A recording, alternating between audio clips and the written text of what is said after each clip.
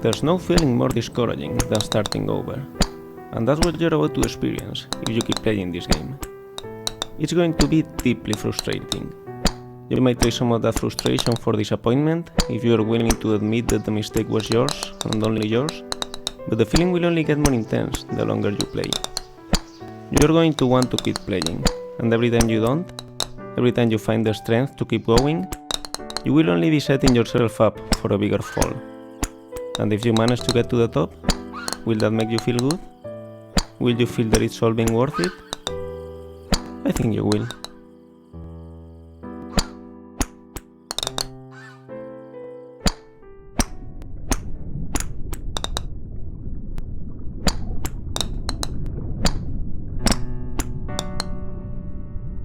Feel free to stop playing whenever you want.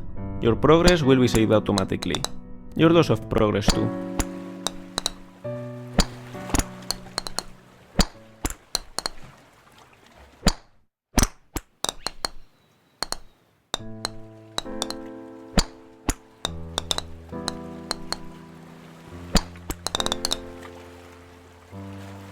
This game is a different take on a game that came out in 2017 titled Getting Over It with Bennett Foddy.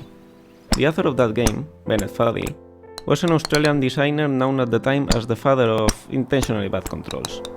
Weird, unresponsive, and hard to understand, intentionally bad controls are bad in the sense that they are suboptimal for the task at hand, making a challenging and infuriating experience of what otherwise could well be a walk in the park. And yet, they often make for amusing games. In Getting Over It, your task is simply to climb up a mountain, but dragging yourself with a hammer while sitting inside a cauldron.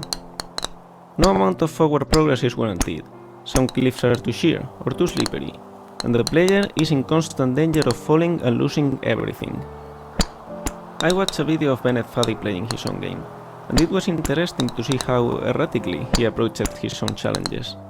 He knew it was possible to overcome them, and he knew the movements he needed to execute, so he will make an attempt, but he will fail, without a clear reason why.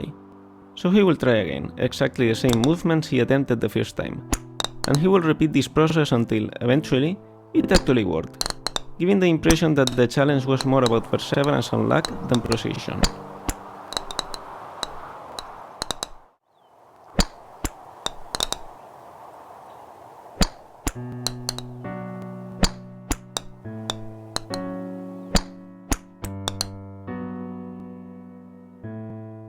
In Getting Over It, Bennett Foddy claims that frustration is essential to the act of climbing, but I disagree.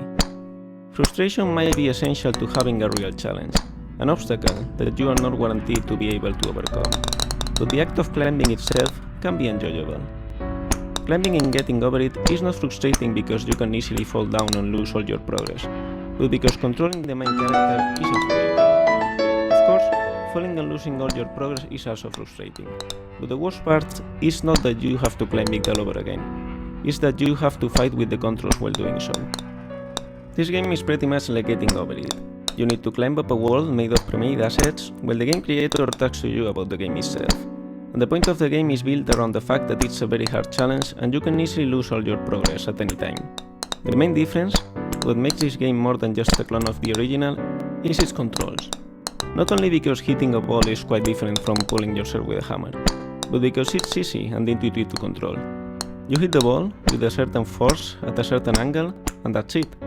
The difficulty lies in calculating what force and what angle you should apply to the ball. And it's not infuriating because you feel in control. If the ball doesn't land where you wanted, you know it's because you did the wrong calculations, and you feel that you can do it better if you try again. This is a game in which you can experience the challenge of climbing an enchanting mountain without infuriating controls being part of that challenge. But that's not the reason why I made this game. It's only why I thought it was worth finishing.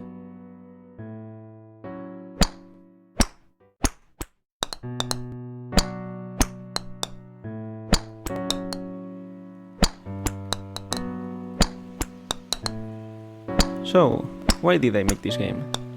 I was lying in bed, thinking of an unusual concept for a golf game. It had nothing to do with this one, except for the fact that it will be challenging and potentially frustrating. I was considering if that frustration will be similar to that of Getting Over It. And then, a title just popped up in my mind. Golfing Over It, with Alba Mayo.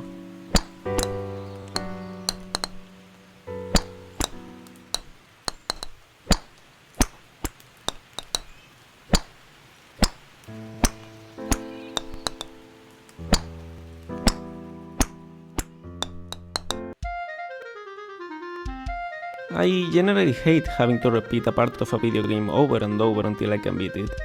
Avoiding that is probably the main point of my design philosophy. So why did I make this game? The truth is, it was an accident, like an unplanned pregnancy. After coming up with the title, I wanted to test the concept, just to see what it would feel like.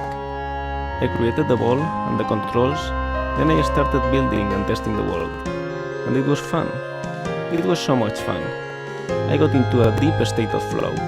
I worked all day, forgetting to eat, not wanting to sleep. I did the same the day after, and the one after that. And before I knew it, the body of the game was finished. I would have never planned to make a game like this.